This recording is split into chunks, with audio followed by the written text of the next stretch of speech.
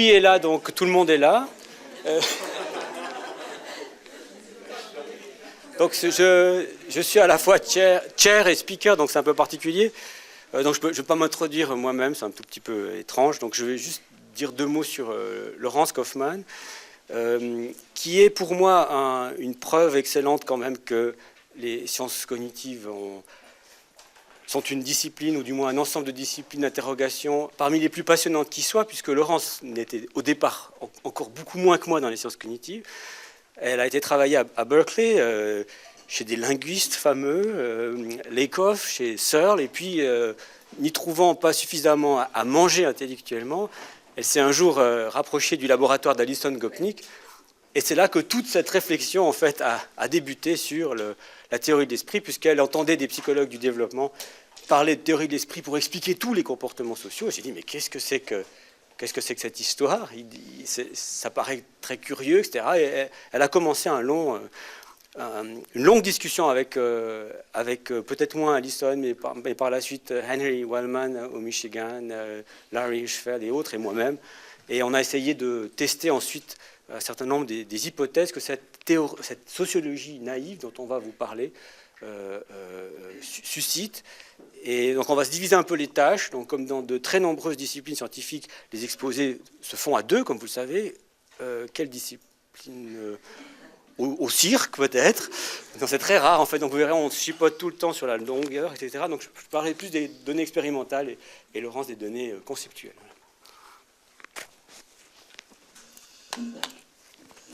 Alors peut-être juste comme un bref rappel.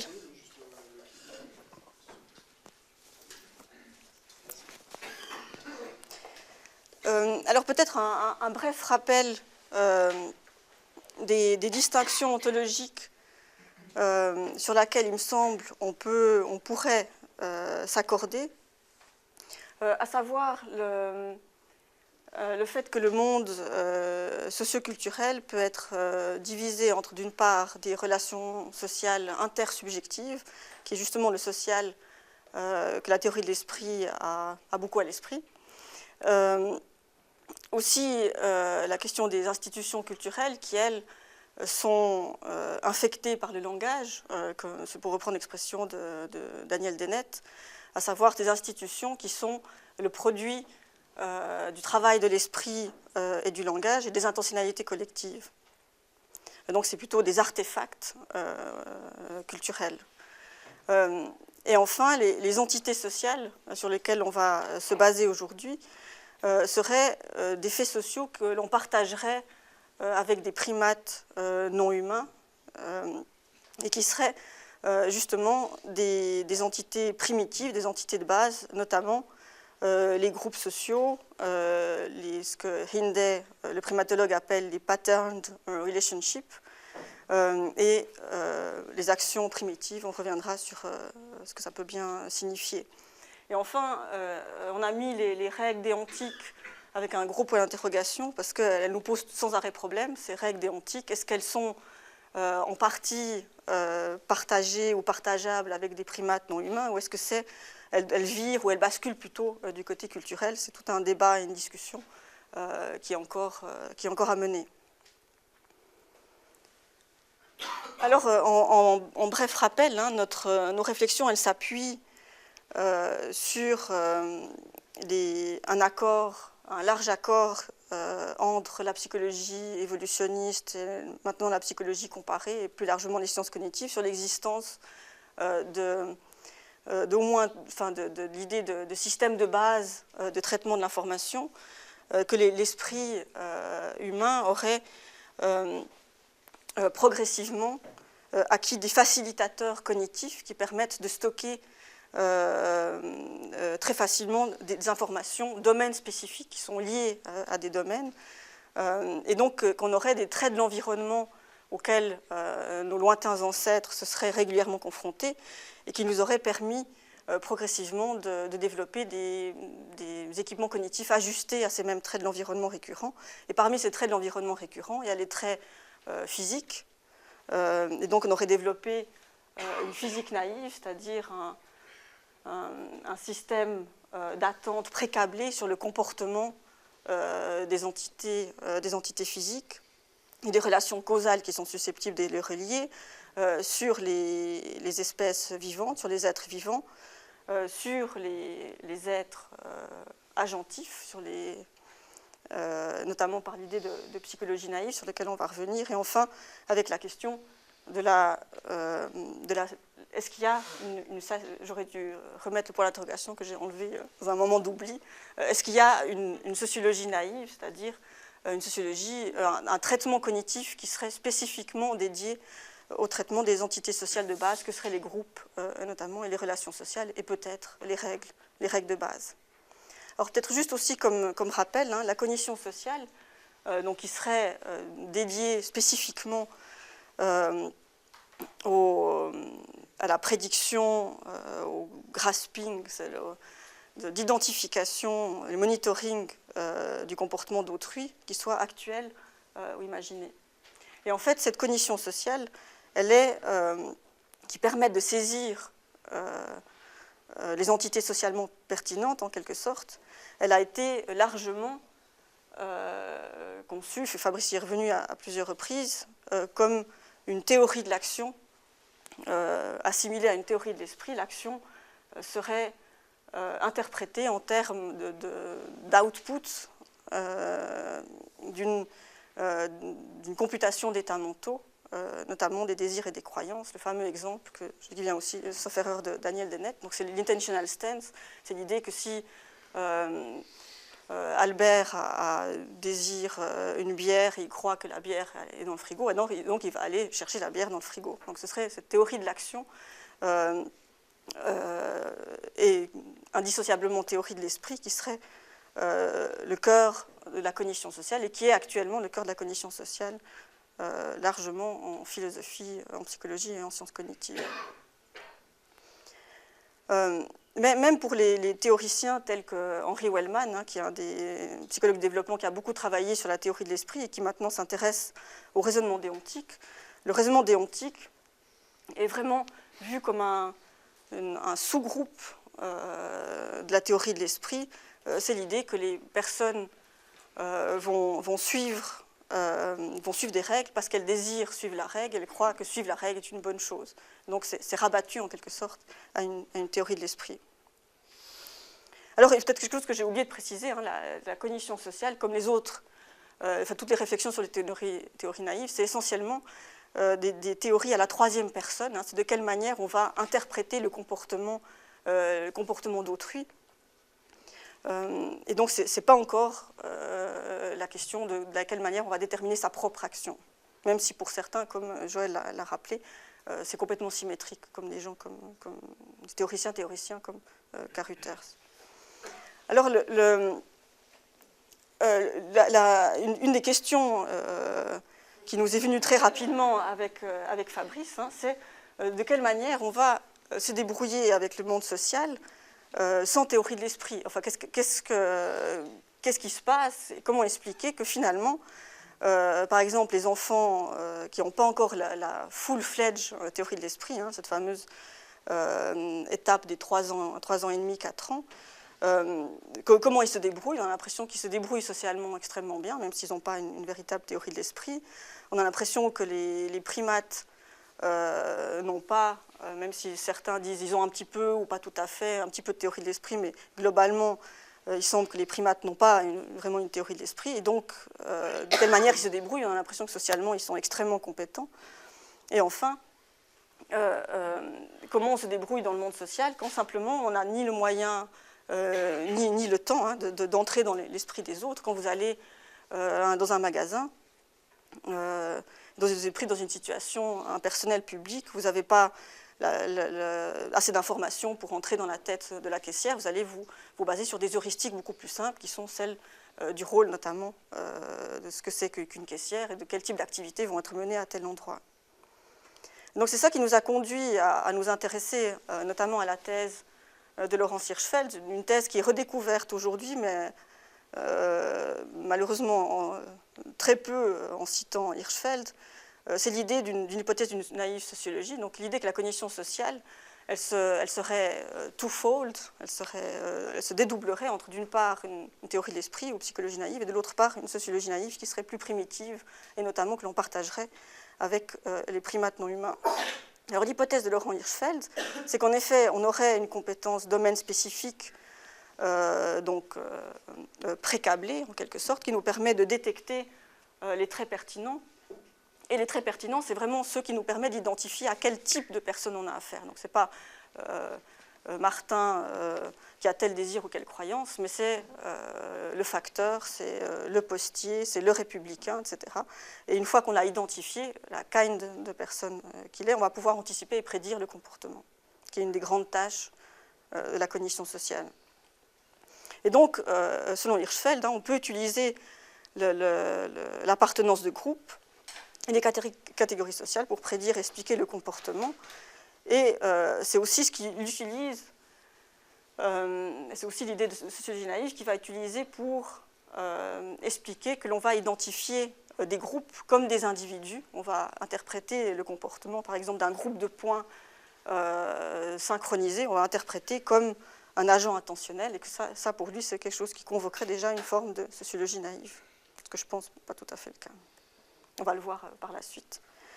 Et donc, il s'agissait tout en avalisant la suggestion tout à fait intéressante d'Hirschfeld, et on y reviendra aussi de Ray Jachendorf, qui va dans le même sens, il s'agissait aussi de réfléchir ou d'étendre ce que finalement social veut dire. Est-ce que le social veut dire autre chose que l'appartenance de groupe comme Hirschfeld et autre chose que la computation des états d'esprit d'autrui? Et donc, il s'agissait, une grande partie de notre travail théorique, ça a été d'essayer de mettre à plat les candidats, les bons candidats pour une ontologie sociale, donc à part les états d'esprit et l'appartenance de groupe. Alors, on a essayé d'être économique, parce qu'évidemment, chaque fois qu'on parle de sociologie naïve, on nous demande quels sont vos conceptual primitives, quels sont vos corps concepts. Regardez, théorie de l'esprit, c'est magnifique, on en a deux, c'est élégant, désir et croyance. Et nous, on était complètement jaloux, parce qu'on avait une prolifération de règles, de relations, etc. Là, on essaie d'être plus parcimonieux et élégant. On va voir si ça tient la route. C'est l'idée que, d'une part, il y a en effet des relations sociales, des schémas relationnels, notamment la compétition, le jeu, la consolation. Des fois, on parle aussi de formes d'action réciproques qui se trouvent de manière régulière et que l'on retrouve notamment chez les primates. Et l'idée, alors là, c'est cette fameuse idée controversée des règles. Des gens comme De Waal, Flack ou Cummins, ils utilisent en effet le terme de règles prescriptives, y compris chez les primates. Un des magnifiques exemples que donne Flack et De Waal, c'est par exemple des jeunes chimpanzés. Quand ils sont en train de jouer, ils vont réguler leurs cris de manière à ne pas crier trop fort, parce que s'ils crient trop fort, ça va être interprété. Alors je dis ça de manière très théorie de l'esprit, mais voilà, on n'a que les mots qu'on a. Ça va être interprété comme une agression par les adultes qui vont interrompre le jeu. Donc il y a une sorte d'autorégulation de leur cri qui est tout à fait intéressante. En fait, ils modulent le cri d'excitation de manière à pouvoir continuer à jouer de cette manière. Alors il nous semblait que du coup, l'entité de base de ce monde social que l'on veut remettre en évidence, c'est l'idée de rule-governed interaction. C'est vraiment l'idée que ce n'est pas forcément rule following, ce n'est pas l'idée que les primates notamment doivent avoir des règles dans la tête qui vont suivre consciemment. On est aussi dans quelque chose, on y reviendra peut-être, quelque chose de l'ordre, je pense, du métacognitif au sens de Joël. C'est vraiment l'idée que c'est des interactions qui sont réglées, qui produisent des schèmes d'anticipation et de prédiction, en fait.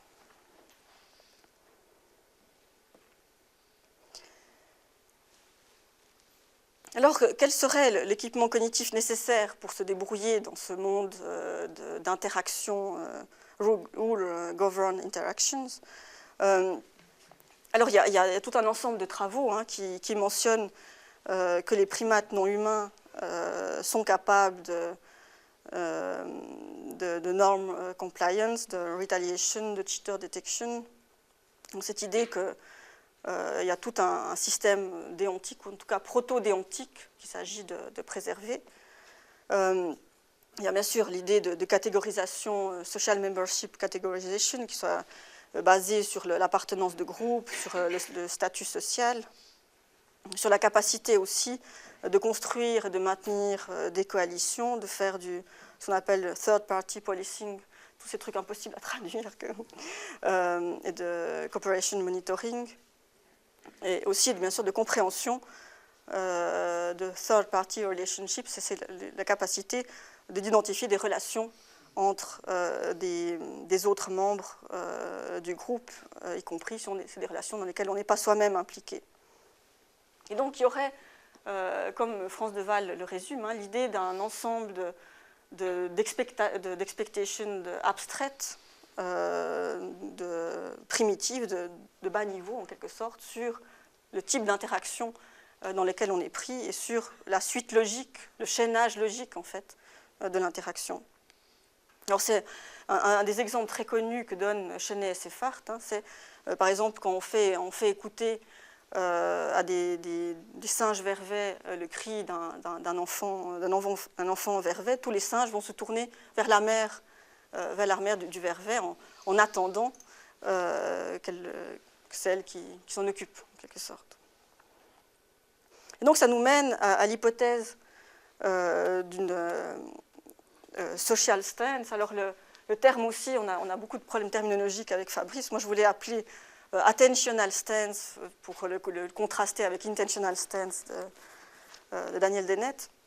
Mais le terme attentional est peut-être encore un peu prématuré. Mais il s'agissait bien, en tout cas à mon sens, d'insister sur le fait que la sociologie naïve, elle s'occupe de monitorer les états attentionnels, ça peut être la posture corporelle, les expressions faciales, les émotions, tout ce qu'on appelle les cues for action readiness, enfin tout ce qui va indiquer l'action qui va être accomplie. Mais le terme attention, c'est vrai qu'il est un peu plombé, on peut dire, pour l'instant, parce que c'est vrai que l'équipe de Michael Tomasello, notamment, a beaucoup insisté sur le fait que les singes n'avaient pas d'accès à l'attention conjointe, donc le terme attention a été tout de suite réinterprété de manière extrêmement intentionnelle, en fait. Donc voilà, pour ça, on a fait un compromis. Et donc, notre hypothèse, la social stance, c'est l'idée que c'est un bon truc, parcimonieux pour se débrouiller dans le monde social, et qui consisterait donc en un système de prédiction et d'anticipation qui est focalisé non sur ce que j'ai mis people, il faudrait mettre individuel, sur ce que les individus pensent, pas sur ce que les individus pensent, mais sur ce qu'ils vont faire. C'est l'idée que ce type de processing, il est essentiellement d'ordre gestaltique, c'est l'idée d'une forme de quasi-perception, en fait, à la fois des entités primitives, des relations. À mon avis, à notre avis, les relations sociales, elles sont observées, c'est bien quelque chose que l'on peut regarder, qu'on peut observer. C'est quelque chose qui repose sur un fonctionnement holistique extrêmement rapide, en fait. Et il me semble que dans cette théorie, en faveur de cette hypothèse, il y a notamment l'argument en psychopathologie que je vais vite expédier parce que le temps avance, mais c'est l'idée que les autistes ont été beaucoup caractérisés comme étant privés de théorie de l'esprit, mais à notre avis, il leur manque non seulement une théorie de l'esprit, mais il leur manque aussi une sociologie naïve parce qu'ils sont incapables de détecter les saillances sociales ou les social gestalts en quelque sorte. Ils n'arrivent pas à identifier des situations, reconnaître avec difficulté des statuts sociaux, etc. Enfin, c'est tout d'ailleurs un champ de recherche qu'il faudrait explorer avec eux. Et donc c'est l'idée d'affordance sociale, c'est un modèle assez gibsonien du social, c'est l'idée que le monde, les entités sociales primitives, ce sont des opportunités publiques, donc accessibles à tout un chacun, pour l'action et la perception. Et donc on est à l'opposé, ça contraste bien entendu avec l'idée des états mentaux qui sont par définition opaques et inobservables.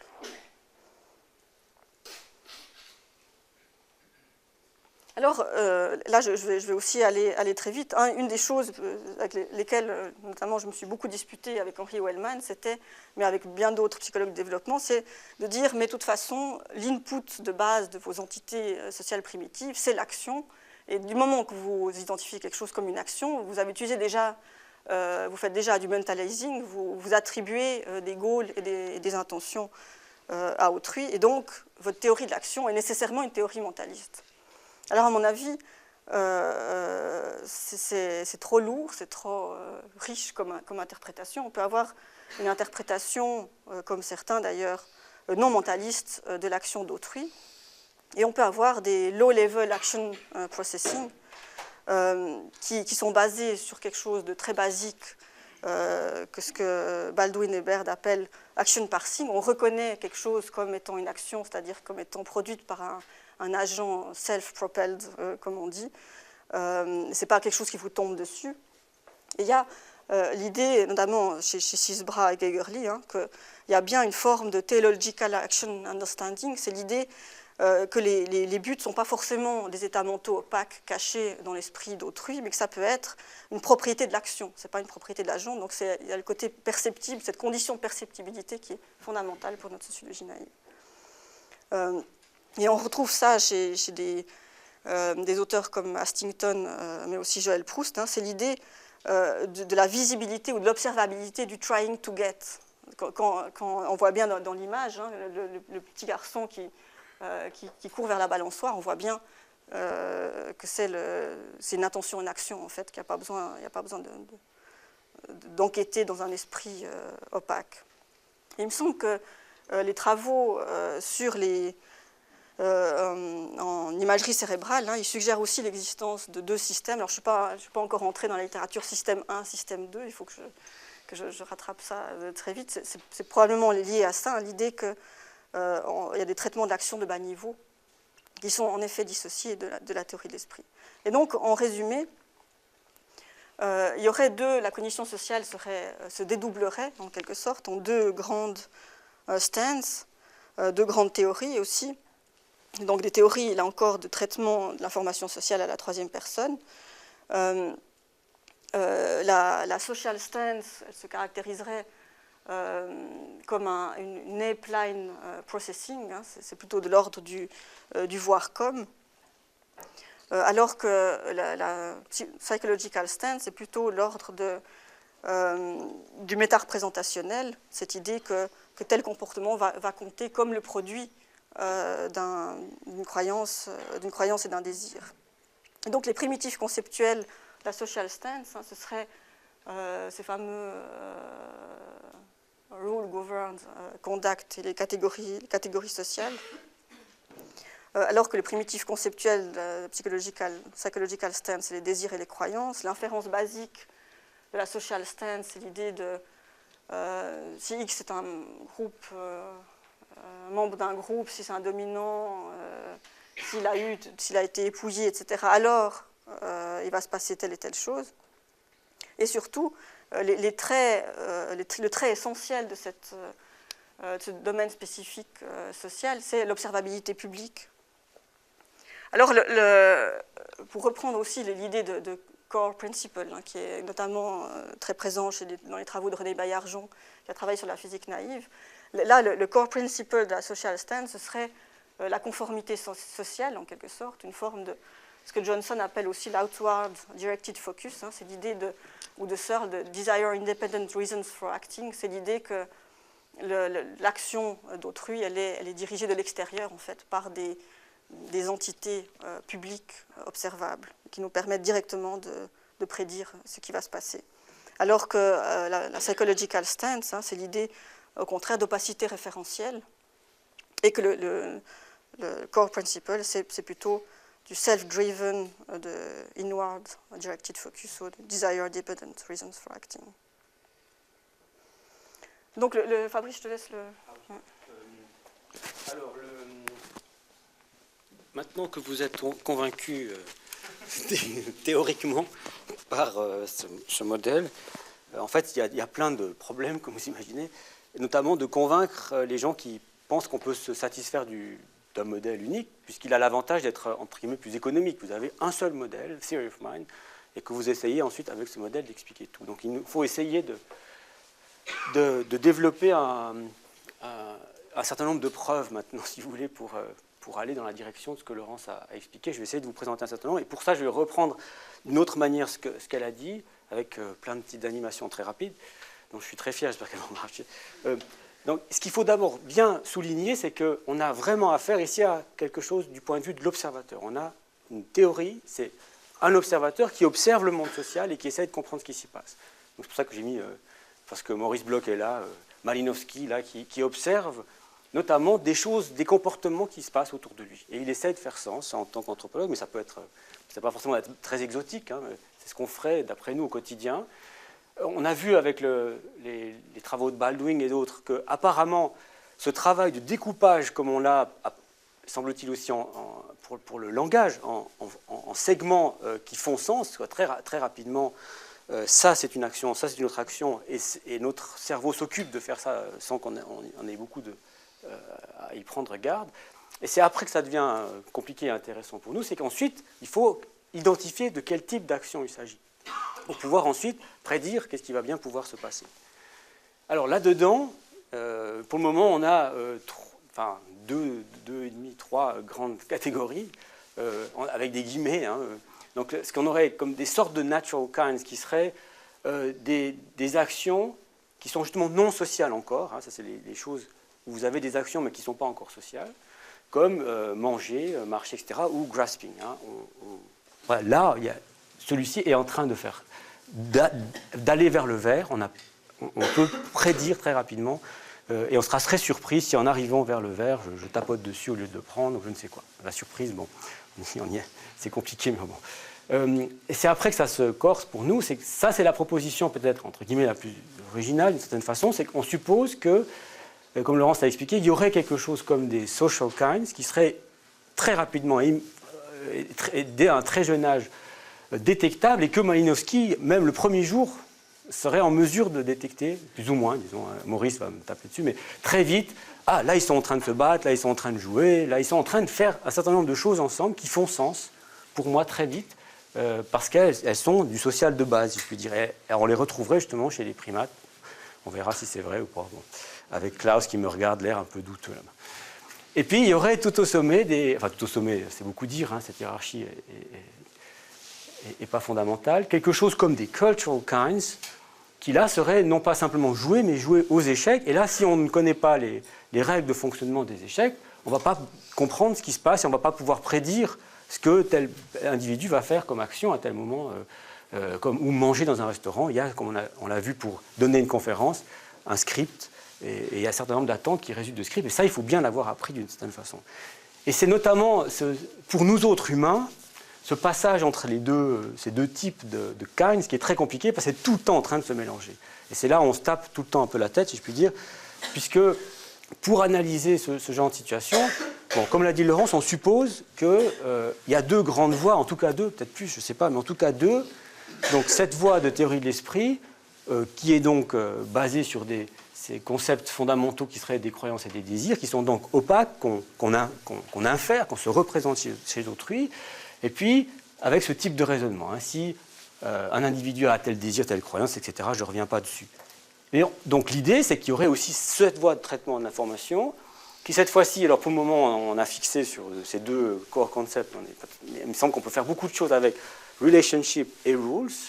Et vous voyez tout de suite que rules nous pose assez vite un problème, puisque ça tend à aller du côté des cultural kinds. C'est pour ça qu'on est très intéressé à avoir l'avis des primatologues sur les règles normatives qui pourraient exister dans le monde des primates, ou proto-normatives, si on veut, qui n'exigent pas une institution, mais qui a des attentes qui sont différentielles, par exemple, d'un groupe à un autre, ou en fonction des positions des uns et des autres.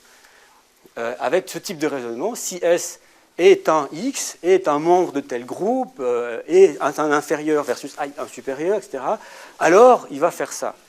Et s'il fait ça, ben c'est bon, on reste en mode mineur, comme dirait Albert Piet, enfin on continue à fonctionner, à pas y faire beaucoup plus attention. Par contre, si ça répond pas à l'attente, on se trouve dans une situation de numéro de téléphone de ma copine au tableau, et là, oups, ça correspond pas au script, si je puis dire, et puis on suppose, là, alors on va se dire, mais tiens, mais pourquoi elle a mis ce numéro de téléphone? Et là, on rentrerait dans un mode plus théorie de l'esprit, si vous voulez. Donc, alors, quelques éléments, il faut que je prenne la montre, là, quelques éléments d'expérience, si vous voulez, pour essayer de soutenir ce modèle. Le premier modèle, qu'on doit notamment au travail de Laurent Cordonnier, qui est quelque part dans la salle, c'était de se dire, est-ce qu'il y a vraiment la possibilité pour les individus de voir des relations d'une certaine façon? Ou, et dans le fond, on a affaire aussi à quelque chose de théorie de l'esprit, et on ne voit pas des relations, on est en train d'essayer d'inférer des états mentaux dans tous les cas. Alors, l'idée était d'utiliser un eye tracker en utilisant des données d'ailleurs d'une autre membre du centre de sciences cognitives qui n'a pas pu venir aujourd'hui. Il nous manque les psychologues sociaux de la faculté d'économie aujourd'hui, pour toutes sortes de raisons malheureusement. Donc Marianne Schmid-Mast avait ces images d'interaction entre individus qui étaient soit dans des positions hiérarchiques différentes, soit dans la même position hiérarchique. Et on s'est dit, tiens, utilisons ce genre de données en eye tracker pour voir si, dans une condition qu'on appellerait psychologique, où on dit aux individus, un des deux est en train de mentir à l'autre, versus une condition sociale, hiérarchique, il y en a un des deux qui est supérieur, inférieur ou égal à l'autre, lequel, s'il y a des patterns perceptifs, si vous voulez, différents dans un cas et dans l'autre. Avec cette idée que, justement, si on est dans ce mode-là, on devrait avoir une vision plus globale en essayant de repérer quelque chose de l'ordre d'un pattern relationnel. Et c'est ce que Laurent a pu montrer assez bien, j'espère que son petit film va marcher. Si vous avez donc à gauche la condition live, vous allez voir, ça va assez vite, hein, un parcours visuel de cette condition. Donc tout le monde partait du milieu, et vous voyez, il y a une focalisation sur les visages. Hein, c'est très net. Donc tout le monde part du milieu, donc vous pouvez faire plus ou moins abstraction de ce point-là. Hein, c'était le point, au début on leur disait regardez là, et puis ensuite il y avait l'image qui apparaît. Donc là on a une focalisation sur les visages, et si vous regardez dans la question hiérarchique, regardez comment le regard se déplace, il a tout à fait une autre structure. Autrement dit, il y a une autre stratégie de prise des informations dans la psychological stance versus la social stance, d'un certain sens. Ça c'est une autre hypothèse. Voilà. Donc tout ça est plus ou moins...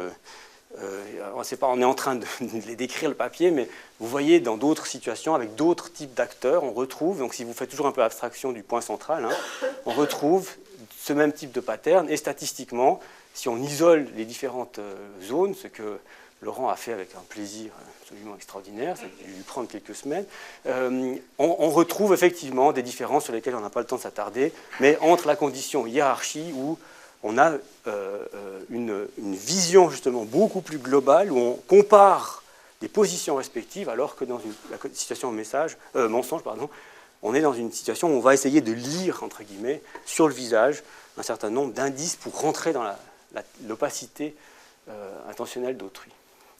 Donc il nous semble qu'il y a effectivement une sorte de différence là, et ce scan, si vous voulez, semble aller un peu dans cette direction. Alors, l'autre exemple dont j'aimerais vous parler n'est plus sur la détection de ces relationships, mais sur les règles, quoi. Et là, on se trouve confronté à cette difficulté, justement, que les règles, ça a l'air tellement lié au langage, tellement lié aux faits institutionnels, comme dit John Searle. Et puis, en même temps, on aimerait bien qu'il y ait une capacité de base très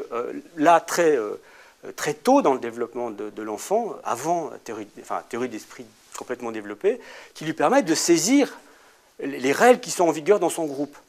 Donc, ce n'est pas parce que les règles elles-mêmes nécessitent du langage, nécessitent des faits institutionnels, que leur détection et leur appréhension ne reposent pas sur des mécanismes plus fondamentaux, et qui peuvent même, d'ailleurs, des règles très compliquées, peut-être piggyback sur utilisent des capacités plus basiques qu'on retrouverait dans d'autres espèces de primates notamment. Donc l'expérience qu'on a faite avec Stéphane Bernard et qui a été publiée récemment consistait dans un temps à essayer de voir si dans une situation de ce type-là, très, très basique avec un petit dessin, où une petite fille arrive dans une nouvelle garderie, une nouvelle crèche, et puis elle a ses pantoufles à la main, elle ne sait pas où les ranger. Et puis on montrait aux enfants ce genre de situation où vous ne voyez pas très bien sur l'image, mais donc il y avait l'éducatrice, comme on dit en Suisse, comme on dit chez vous, qui regarde l'enfant comme ça, et puis une autre image où elle regarde l'enfant comme ça. Et les enfants, alors, de manière à 3 ans, sans aucune difficulté, étaient capables de détecter cette règle quasiment au plafond, quoi. Donc, on leur demandait ensuite, dans cette garderie, où est-ce qu'on doit ranger ces pantoufles, et puis tous les enfants, ou presque, disaient dans l'armoire orange. C'était très, très rapide, et une seule occurrence, et ils en inféraient, on a vu ensuite, par la suite, qu'ils étaient capables d'utiliser cette règle pour prédire d'autres comportements de manière très, très rapide. L'autre exemple qui était plus compliqué à mettre en place, c'était de se dire, justement, est-ce qu'ils sont capables d'utiliser cette règle sans théorie de l'esprit, si je puis dire. Donc le truc a été d'utiliser une tâche de fausse croyance classique, où vous avez, pour ceux qui n'ont jamais rencontré ces tâches, un petit enfant qui range sa poupée à droite, là, dans la malle, puis pendant que cette petite là est dehors, pendant qu'elle est dehors, sa sœur déplace la poupée, la met dans un autre endroit, donc vraiment une tâche tout à fait classique. Et puis on demande à l'enfant, lorsque la grande sœur revient, où est-ce qu'elle va aller chercher sa poupée. Alors ça c'est la tâche classique, mais dans 2 conditions, même dans 3 conditions, je vais surtout insister sur 2 des conditions. Dans une des conditions, il y avait une règle, on leur disait, dans cette maison, il y a une règle, on range toujours sa poupée dans cette malle-là. Et les résultats, comme vous allez le voir, sont très différents, puisque dans la condition non-règle, si vous voulez, on retrouve exactement le même genre de résultats que d'habitude. Donc les petits de 3 ans, ici en noir, prédisent que lorsqu'elle revient, elle va aller chercher l'objet ici, alors que dans la condition règle, on avait aussi une condition régularité, on disait, dans cette maison, les gens rangent toujours leur poupée dans cet endroit-là, où on n'a aucune différence avec ça. Par contre, dans la condition règle, les résultats des petits et des grands n'étaient plus différents. Les grands disaient ah oui, là il y a la règle, elle va aller chercher la poupée dans cette armoire-là. Peu importe ce qui se passe dans le détail dans leur esprit, si vous voulez, comme ils n'ont pas pu donner cette réponse en s'appuyant sur leur théorie de l'esprit, ils ont bien dû donc recruter cette règle pour arriver à la prédiction. C'est tout ce qu'on voulait. Les détails après, c'est une autre affaire, comment exactement ils arrivent à le faire. Mais en tout cas, on se rend compte que ça a l'air très tôt de détecter d'une part, puis d'utiliser, les enfants sont capables de détecter et d'utiliser ces règles pour prédire le comportement d'autrui, même lorsqu'ils ne sont pas en mesure d'entrer dans leur esprit. Alors un autre cas dont j'aimerais vous parler, c'est qu'est-ce qui se passe lorsqu'il y a conflit, lorsqu'il y a d'un côté des désirs, par exemple un désir de faire X, et puis d'autre côté une règle qui, elle, est là vous devez faire Y. Et là, on a mis le doigt, grâce à Stéphane Bernard, sur un truc intéressant, dont je vais juste vous montrer. Donc là, c'est juste la technique, bon bref. L'idée était la suivante. L'idée a été de présenter trois études, en fait. Je vais vous les présenter en bloc, mais il y en avait 3 études différentes, avec des enfants différents. Donc il y avait une condition ici, où vous avez,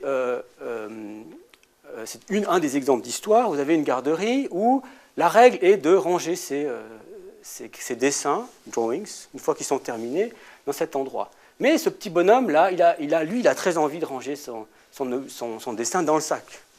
Lui, il veut l'amener à la maison, je sais pas. Donc là, on a typiquement une situation où on a un conflit. Donc ce qu'on demandait à l'enfant, il devait choisir la fin de l'histoire entre 2 images. L'image qui montrait ce petit bonhomme en train de ranger son dessin-là, et l'image où il est en train de ranger son dessin-là. Et on demandait à l'enfant de prédire ce qui allait se passer. Alors je vous laisse un petit suspense pour les résultats, parce qu'il y a une autre situation où, cette fois-ci, il y a non plus un seul enfant ici, mais 3 enfants. Et en fait, on se demandait, mais est-ce que ça change quelque chose si tout d'un coup, on réfléchit en termes de groupe d'enfants versus un seul enfant? Vous voyez un peu où on veut en venir, quoi. Mais on ne pensait pas que ça allait marcher si bien. Et de la même façon, ensuite, ils avaient le choix entre une image montrant la fin de l'histoire, qu'est-ce qui va se passer, soit les 3 rangent leur truc ici, soit ils rangent leur truc dans les tiroirs. Et puis, une dernière situation où on se disait, bon, là, ils sont quand même 3, et là, ils sont 4. Ils ont un désir qui est différent de la règle, mais ils sont en minorité. Bon, qu'est-ce qui se passe si on en met 7 qui veulent faire ça? On est en Suisse, c'est un système démocratique, enfin, ça va probablement bouleverser les règles, et puis ils se mettent d'accord, etc. Remarquez qu'il y a la maîtresse est toujours là. Bon.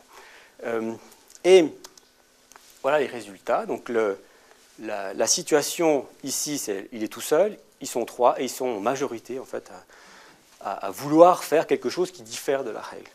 Alors voilà ce qu'on obtient. Donc dans la situation où il est tout seul, on a des résultats complètement répartis. En gros, ils prédisent des fois qui va suivre la règle, ou une partie, c'est très compliqué dans les détails, il y a 3 groupes de gens, ceux qui répondent une fois un, une fois l'autre, ceux qui répondent tout le temps qui va suivre la règle, ceux qui répondent tout le temps qui va suivre le désir, mais il n'y a pas d'accord sur qui va gagner, la règle ou le désir. Par contre, quand vous mettez 3 individus, bang, la règle gagne. Donc, et si vous en mettez 7, elle gagne encore presque plus. Comme si le fait d'avoir affaire à un groupe, et un groupe qui est dans une situation où ils peuvent suivre ou pas une règle, déclencher une sorte presque d'instinct de sauvegarde sociale. Non, non, non, là, la règle, c'est la règle qui va gagner. Hein. On n'a pas malheureusement de récit de ce qui peut bien se passer dans leur tête quand ils font tout ça, mais il semble bien que le fait de se trouver face à un groupe qui agit, comme ces fameux trucs où, justement, disait Laurence, on voit des groupes se déplacer, la présence d'un groupe semble déclencher beaucoup plus fortement, quand il y a un déséquilibre comme ça, un raisonnement de type social qu'un raisonnement de type mentaliste, individuel, si vous voulez. Voilà. J'ai le temps de parler encore de dernier exemple.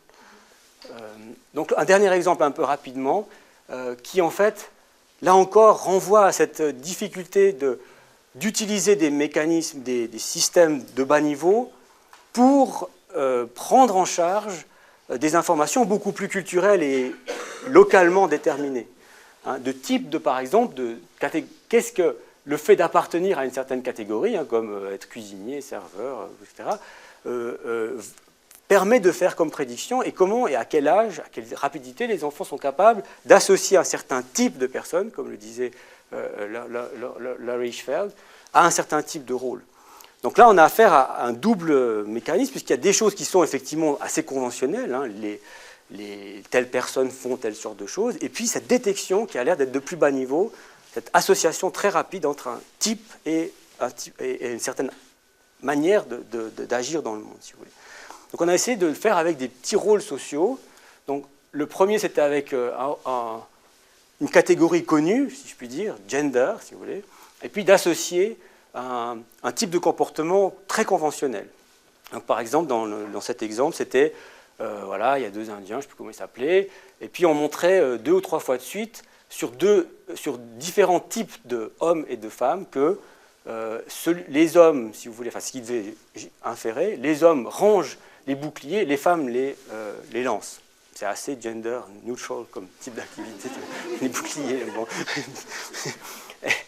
Et puis, il y avait de nouveaux personnages qui arrivaient, et puis on leur demandait, eh bien alors, ce personnage, qui était une fille ou un garçon, qu'est-ce qu'ils vont faire? Et les nouveaux personnages, etc. Qu'est-ce qui va se passer?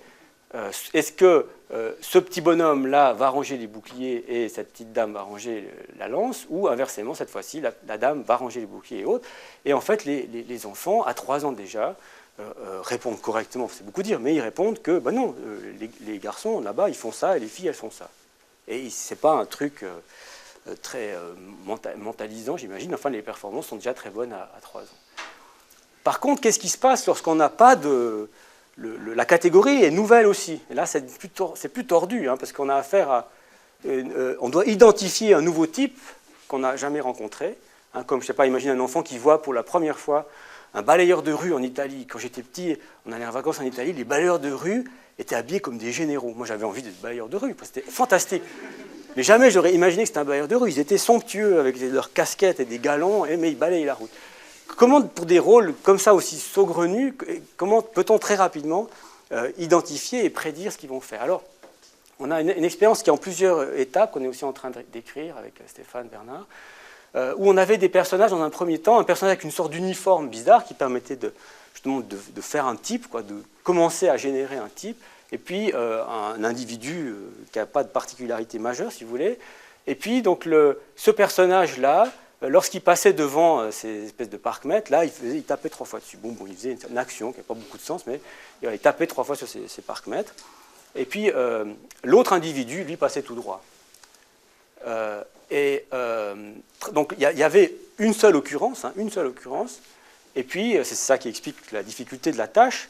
Et ensuite, il y a ces deux personnages qui sont là. Il y a un nouveau personnage qui a le même uniforme, il n'a pas la même tête. Bon, c'est des Playmobil, ils ont un peu tous la même tête, mais celui-ci, il a une barbe et tout ça. On voit que ce n'est pas le même. Et ils ont des prénoms, ils ont des prénoms différents, donc ce n'est pas le même. Et on demande à l'enfant, mais qu'est-ce qu'il va faire là? Est-ce qu'il va taper sur le parc-mètre ou est-ce qu'il va continuer tout droit? Et là, les résultats, en fait, dans ce type de... Et puis ensuite, il y avait un autre personnage qui n'avait pas le même uniforme, qui n'a rien de particulier. Qu'est-ce qu'il va faire? Et dans ce genre de situation... Ah, pardon, je m'excuse, je n'ai pas mis les résultats. Je pense qu'ils viennent peut-être à la fin. J'ai raté un truc là. En fait, je peux vous résumer. Les performances des 3 ans et des 4 ans ne sont pas très bonnes dans ce genre de situation. Ils ont tendance à surgénéraliser. Donc, tout le monde va taper sur le truc. Il y a une action là, poum, voilà, donc tout le monde va taper sur le parc-mètre. Alors, on s'est dit, bon, qu'est-ce qu'on peut les aider à faire cette séparation?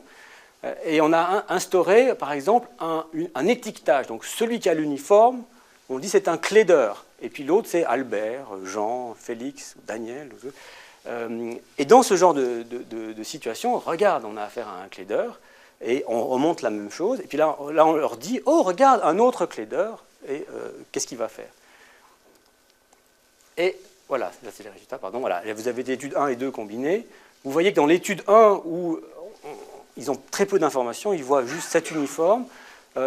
Même pour les 4 ans, c'est un peu meilleur, si vous voulez, mais les deux ne sont pas significativement au-dessus du hasard à prédire que celui qui est habillé comme l'autre va taper et l'autre pas. Par contre, dès qu'il y a un étiquetage, c'est un clédeur, ça booste les performances qui deviennent cette fois significatives. Donc les enfants, à 3 ans déjà, vont prédire que le nôtre clédeur va faire comme un clédeur. Comme Laurence disait pour la personne qui travaille dans un magasin, à la caisse, ben voilà, il y en a une autre, ils changent toutes de tête, mais ils sont à la même fonction, donc ils font la même chose. Il n'y a pas besoin de rentrer dans leur esprit pour faire ce genre de prédiction. L'autre situation qu'on a essayé de faire, ça nous embêtait ce langage, je m'excuse les linguistes, mais mince, il y a le langage là avec ce clédeur qui aide à faire à délimiter le type, si on veut, de le faire par un contraste. Cette fois-ci, il y avait deux personnages avec des rôles différents, si vous voulez. Donc il y avait ceux qui avaient cette espèce d'uniforme, et puis il y avait ceux qui avaient un truc un peu plus religieux, dirait Boyer, mais qui avaient une sorte d'uniforme et qui faisaient comme ça en passant devant le drapeau. Et dans ce genre de situation, on l'a fait une fois sans étiquetage. Regarde Albert, voilà, regarde Jean, et puis après il y avait un autre personnage, et on l'a fait dans la condition la plus informative, si on veut, où non seulement on les mettait en opposition, mais on disait « Oh, regarde un clédeur » ou « Regarde un sonal », donc des mots inventés. Hein. Si Daniel, vous ne comprenez pas ces mots, c'est normal, ils n'existent pas en français, ces mots. Et donc, vraiment de mettre tous les avantages, tous les avantages. Et dans ces cas-là, comme vous le voyez, les résultats des 3 ans sont déjà bien meilleurs en situation de contraste. Ils sont déjà très significatifs pour les 4 ans en situation de contraste. Mais alors, quand vous mettez les deux, le contraste et le labeling, alors vous avez une identification extrêmement rapide et une prédiction très efficace, si on peut dire, de la part des jeunes enfants.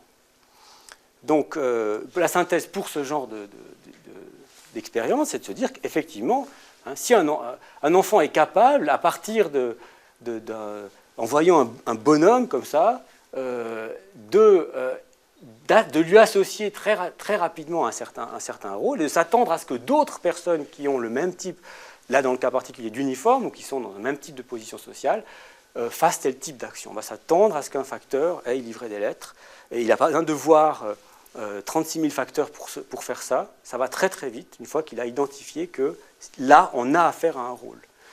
Alors il y a des aides, il y a des choses qui facilitent l'identification de ces rôles, notamment des effets de contraste. Il y a ceux qui ont ces rôles, il y a ceux qui ont cet autre rôle, ou, comme on l'a vu, des situations d'étiquetage qui ont été bien montrées par d'autres chercheurs chez les enfants, qui, grâce à l'étiquetage, vont faire des généralisations beaucoup plus grandes.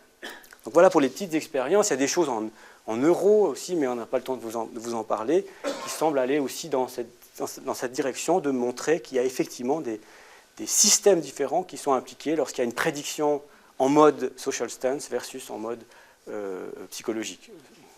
Laurence fera la conclusion. Alors oui, en guise de conclusion et d'ouverture, je dirais, on voudrait juste revenir sur... oui.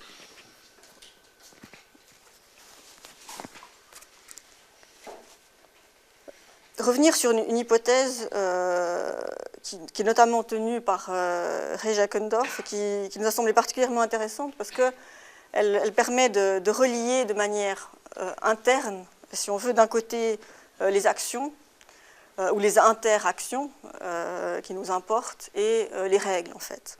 Et c'est l'hypothèse que Ray Jachendorf a défendue mais notamment dans des conférences. Il n'a pas encore publié, ce qui nous inquiète beaucoup.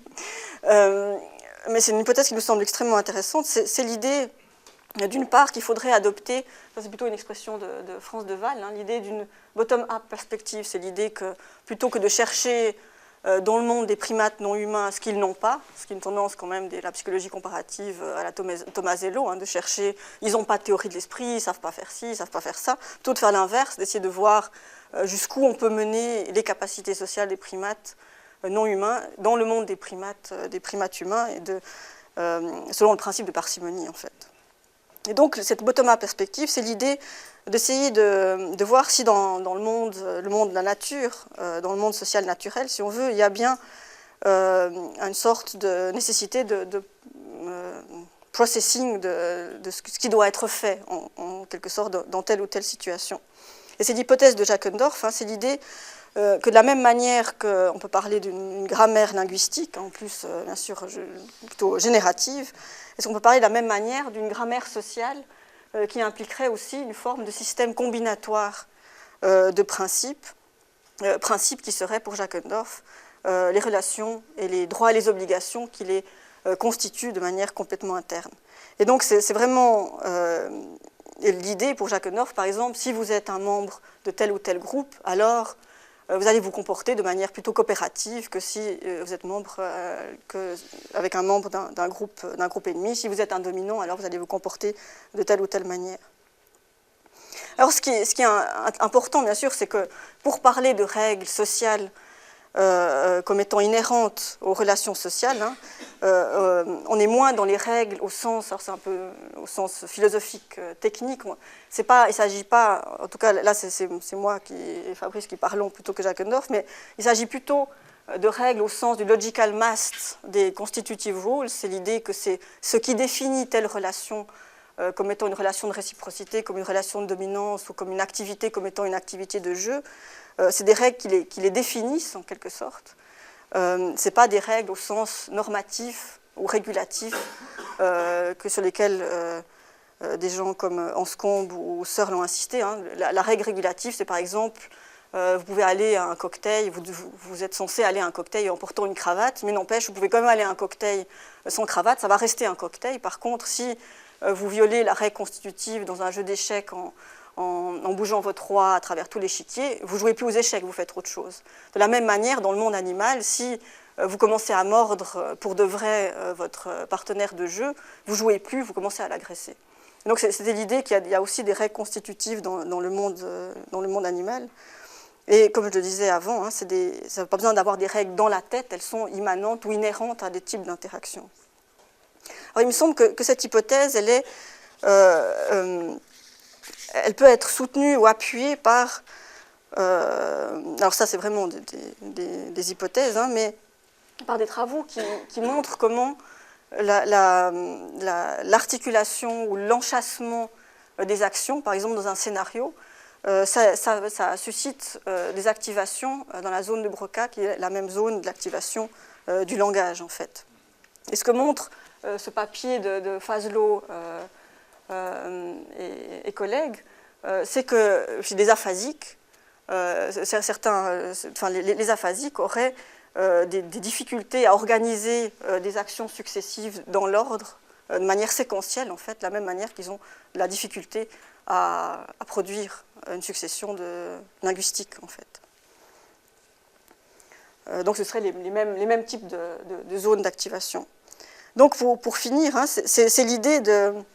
Est-ce qu'on peut parler, donc avec cette idée de grammaire sociale, hein, d'une forme de système d'anticipation et de prédiction de ce qui doit être fait, de ce qui est socialement approprié de faire dans telle ou telle situation. Est-ce que ça suit une forme d'organisation syntaxique? C'est l'hypothèse de France de Waal, hein, qui fait l'hypothèse d'une syntaxe sociale, justement avec cette idée que les chaînes d'action dans le monde social, c'est un enchâssement de si alors, en quelque sorte, avec des arbres de traitement assez compliqués. Et là encore, il me semble que c'est soutenu par les hypothèses, alors que les linguistes vont connaître 10 fois plus que moi, sur l'idée que l'origine du langage, ça peut être bien dans l'origine, ça peut être bien dans la computation des actions sociales, en fait, que c'est les exigences d'organisation, de séquentialisation des actions dans le monde social, qui extrêmement complexes, qui seraient à l'origine de nos capacités linguistiques, en fait. C'est en tout cas une hypothèse qui nous semblait intéressante.